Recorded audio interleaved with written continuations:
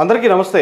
ఈరోజు మనతో ఉన్నారు ప్రముఖ సినీ రాజకీయ విశ్లేషకులు, అదేవిధంగా సినీ పరిశోధకులు ఈమంది రామారావు గారు మనతో ఉన్నారు. మాట్లాడడం సార్. నమస్తే. నమస్తే అండి సార్. ఎన్నికలు అసలు ఇప్పుడు ఏంటంటే ఎన్నికలకి ఇంకొంత సమయం, ఒక దగ్గర ఒక సంవత్సరం వరకు సమయం ఉన్నా కానీ ఇంకా ఎన్నికలు రేపో మాపో జరగబోతున్నాయి అనే పరిస్థితే కనిపిస్తుంది. అలాంటి వాతావరణమే ఆంధ్రాలో ఉంది.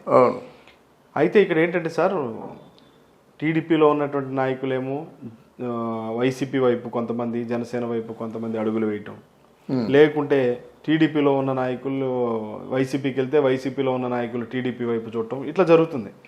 మొత్తానికి ఏదైనా కానీ మళ్ళీ ఎవరెవరు ఎక్కడికి వలస వెళ్ళాలా అనేటువంటి వలసల పర్వం అయితే కనపడుతుంది సార్. ఈ వలసల పర్వం అనేటువంటిది పులస కూర గుమగుమలు గుప్పించినట్టుగా మాత్రం కనపడుతుంది. ఇది పులస అది. కానీ ఎవరు ఎటో తెలుసా అనేటువంటిది క్వశ్చన్ మార్క్. సో ఎవరు ఎటువైపు వెళ్తే అంటే మీరు ఒక విశ్లేషకులుగా ఇప్పుడున్న పరిస్థితుల్లో చాలామంది ఎప్పటి నుంచో పోటీ చేయాలని అనుకుంటూ దగ్గరకు వచ్చి పోటీ చేయకుండా ఆ పోటీకి దూరమైన వాళ్ళు చాలామంది ఉన్నారు. వాళ్ళంతా టికెట్లు ఆశిస్తారు, పార్టీలను పాపం ఎప్పటి నుంచో అంటి పెట్టుకుని ఉన్నారు వాళ్ళంతా. మరి అలాంటి వాళ్ళకి కానీ ఈసారి కూడా రెబల్స్ పరిస్థితి కూడా పెరిగే పరిస్థితే కనిపిస్తుంది. ఎవరు ఎటువైపు వలస వెళితే పులసలాగా కమ్మగా ఉంటుంది అంటారు? మీరే చెప్పండి. ఇక్కడ మీరు చాలా మంచి ప్రయోగం చేశారు. వలస పులస అంటే అది అందరిని రుచి. అవును, ఎవరు అందుకుంటారు అంతే. ఇక్కడ విచిత్రమైనటువంటి పరిణామాలు జరుగుతాయి. ఎందుకంటే తెలుగుదేశం పార్టీ నుంచి 23 ఎమ్మెల్యేలు వెళ్ళిపోయారు వైసీపీ పార్టీలోకి. ఇప్పుడు ఆ 23 వచ్చేస్తారు బయట. మా చంద్రబాబు అంటారు, మా లోకేష్ బాబు అంటారు. ఎందుకంటే అవకాశవాదులు రాజకీయ నాయకులు. వాళ్ళకి కావాల్సింది గెలిపే ముఖ్యం, పదవే ముఖ్యం. అంటే పార్టీలు ఏవైనప్పుడు కూడా వాళ్ళు గెలుస్తున్నారా, వాళ్ళు పంచం చేద్దాం, వాళ్ళు ఏ విధంగా ప్రసన్నం చేసుకొని వాళ్ళతో కలిసి పనిచేద్దాం అనుకుంటారు కదా. ముందు వచ్చే వారిలో ఈ 23 మంది కూడా ఇందులోంచి వెళ్ళిపోయిన వాళ్ళు వస్తారు. ఓకే, ఒకటి. రెండోది ఏంటంటే మన వైసీపీ పార్టీలో ఇంతవరకు గెలుపొందిన తర్వాత ఇంతవరకు వాళ్ళ మీద దృష్టి పడకుండా, వాళ్ళని లెక్కలో తీసుకోకుండా, అసలు వాళ్ళని ఎమ్మెల్యే వాళ్ళకి అపాయింట్మెంట్లు ఇవ్వకుండా ఉన్నవాళ్ళు కొంతమంది ఉన్నారు. అసంతృప్తులు వాళ్ళు డెఫినెట్గా వస్తారండి. ఎందుకంటే ఎందుకు డబ్బు ఖర్చు పెట్టుకొని ఎమ్మెల్యేలుగా ఉన్న తర్వాత కనీసం ఒక మాట మాత్రమే పలకరించకుండా ఉంటే ఎందుకు ఈ పార్టీలో ఉండాలి? పైగా ఈ పార్టీ పెద్ద పేరు లేదు కదా, జనంలో వ్యతిరేకత ఉంది కదా, గడపకు వెళ్ళినట్టయితే తరిమి కొడుతున్నారు కదా అనే బాధలో ఉన్నవాళ్ళు కొంతమంది తెలుగుదేశం పార్టీలోకి వస్తారు. కొంత యూత్ ఏం చేస్తుందంటే, అంటే పార్టీలో ఏజ్ ప్రభావం కూడా కొంత ఉంటుంది. ఇప్పుడు చంద్రబాబు నాయుడుతో కలిసే వాళ్ళందరూ కూడా కొంచెం స్థిరమైన రాజకీయ నాయకులు, పాత రాజకీయ నాయకులు, అంటే గతంలో చంద్రబాబు నాయుడుతో కలిసి పనిచేసిన వాళ్ళే వస్తారు. కానీ కొత్త వాళ్ళు మాత్రం జనసేన పార్టీతో కలుస్తారు. అయితే జనసేన పార్టీతో కలిసినప్పుడు కూడా కొంత బెరుగు ఉంటుంది, బెరుగు ఉంటుంది. ఇక్కడ ఏం చేయాలంటే జనసేన పార్టీకి ఉన్న అడ్వాంటేజ్ ఏంటంటే, గతంలో ప్రజారాజ్యం పార్టీలో చిరంజీవి గారు గెలుచుకున్నటువంటి ఆ 18 సీట్లు కూడా డెఫినెట్గా చిరంజీవి తాలూకు ప్రభావం ఉంటుంది. ఒరే మా బిడ్డ లాంటి వాడు, మీరు ఎంకరేజ్ చేయండి అంటే పైగా ఆ సామాజిక వర్గం తాలూకు ముద్ర కూడా ఉంటుంది. వాళ్ళ సపోర్ట్, వాళ్ళ ముద్ర కూడా ఉంటుంది. అంటే ఏమిటి, ఈ 18 మంది కూడా వాళ్ళ సామాజిక వర్గంలో ఉన్న వాళ్ళే. వాళ్ళు కొంత జనసేన పార్టీలోకి వస్తారు. అంటే జనసేన పార్టీలో ఈ 18 కూడా మళ్ళీ గెలుపుకున్నారు వాళ్ళు. మళ్ళీ ఎందుకంటే ఎలా గెలుస్తున్నారంటే, వాళ్ళు ఆర్థికంగా బాగా పటిష్టంగా ఉండి వాళ్ళు గెలిపించుకోగలరు. కాబట్టి రాజశేఖర రెడ్డి లాంటి వాడు ఉన్నప్పుడు 18 గెలుచుకున్నాడు సీట్లు. ఒకటి. రెండవది ఏంటంటే, ఇప్పుడు హరిరామ జోగయ్య తాలూకు కేడర్ కొంత ఉంది. ఆ హరిరామ్ జోగి కూడా పవన్ కళ్యాణ్ ఖచ్చితంగా సీఎం అవ్వాలి అని ఒక నినాదం. రెండు, మన సామాజిక వర్గంలో ఉన్నటువంటి ఒక మగాడేవాడు, వాడిని నిలబెట్టుకుందాం, వాడిని గెలిపించుకుందాం, లేకపోతే దీక్ష కూడా చేశారు కదా. సో హరిరామ జోగి తాలూకు వర్గం కొంత ఉంది, వాళ్ళు వస్తారు.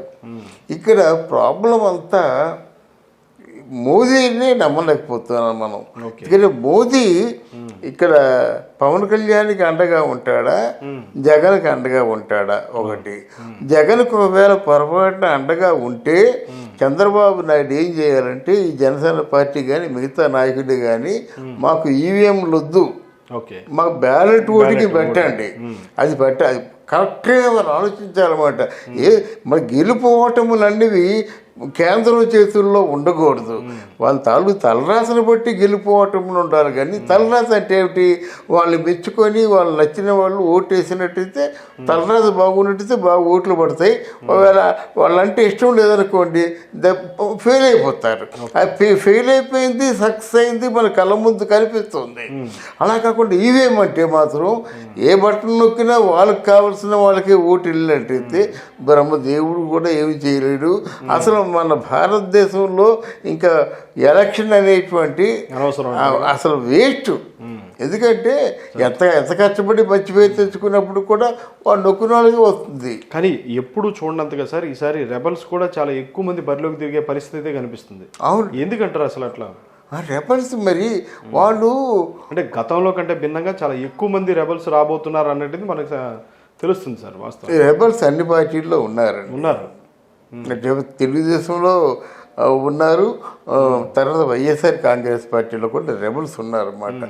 వాడు తెలుగుదేశంలో చేరడానికి ఇష్టం లేక రెబల్గా మారుతున్నాడు. ఇండిపెండెంట్గా పోటీ చేస్తాను నేను, ఎందుకంటే ఆ ప్రాంతానికి వాడు తెలిసిన వాడు, ఆ ప్రాంతానికి వాడు ఏదో సేవలు అందించిన వాడు, ఆ ప్రాంతానికి వాడు కావాల్సిన వాడు కనుక ఆ పార్టీ ఎందుకు తెలుగుదేశం ఈ పార్టీలో ఉండలేను కానీ రెబల్గానే పోటీ చేస్తారనుకునే వారు ఉన్నారు. అయితే రెబల్గా పోటీ చేసి గెలుపొందిన వాళ్ళ సంఖ్య తక్కువగా ఉంటుంది. ఎందుకంటే ఎవరైతే రూలింగ్ పార్టీలో ఉంటారో వాళ్ళకి అవకాశాలు ఎక్కువ ఉంటాయి. అంటే ఆ పార్టీని గెలిపించుకోవడం కోసం రూలింగ్ పార్టీలో ఉన్నప్పుడు, అంటే ఎవరైతే రూలింగ్ పార్టీలో ఉన్నారో పోలీస్ ఫోర్సు వాళ్ళ కట్టడంలో ఉంటుంది, ఇంటెలిజెన్స్ వాళ్ళ అధీనంలో ఉంటుంది. ఎక్కడ సీమ చిట్టుకుమన్నా వాళ్ళు తెలుసు. ప్రభుత్వ వ్యవస్థలన్నీ వాళ్ళ అధీనంలో ఉంటాయి కనుక కష్టం. ముందు వాళ్ళు ఏం చేస్తారంటే రెబల్స్నే కట్ చేస్తారు. మీరు అన్నారు కదా రెబల్స్ కూడా ఎక్కువ మంది ఉన్నారని చెప్పేసి. ఆ వైఎస్ఆర్ కాంగ్రెస్ పార్టీ అంతవరకు రెబల్స్ వీళ్ళు ఉండి బయటకు వచ్చారు కదా, అప్పుడు వైఎస్ఆర్ కాంగ్రెస్ పార్టీ ఏం చేస్తుంది? ఎవరైనా గెలవచ్చు కానీ వీటికి వెళ్ళడం వీలేదు. ఆ ప్రాబ్లం కూడా వైసీపీ నుంచి కూడా చాలా మందికి ఈసారి సిట్టింగ్లు ఎవరైతే ఉన్నారో వాళ్ళకి టికెట్లు వచ్చే పరిస్థితి అయితే కనిపిస్తలేదు. అలాంటి పరిస్థితి లేదు అనేటువంటిది బాగా వినిపిస్తుంది సార్. మరి ఒకవేళ అలాంటి పరిస్థితి వస్తే ఎట్లా? వాళ్ళ చూపు ఎటువైపు ఉంటుంది అంటారు? జనసేన వైపు ఉంటుందా, టీడీపీ వైపు ఉంటుందా? అంటే జనసేన వైపు కొంతే ఉంటుందండి, పెద్ద ప్రభావం జనసేన ఏం చేస్తాడు వాళ్ళు ఆలోచించుకుంటారు. మనం కలిసాము జనసేనలో మరి 24.5% మాకు ఓటింగ్ జరిగిందని నాగబాబు గారు అంటున్నారు కదా. గెలుపొందిన తర్వాత ఎడ్యుకేషన్ అంతా టీడీపీ చేయాలండి.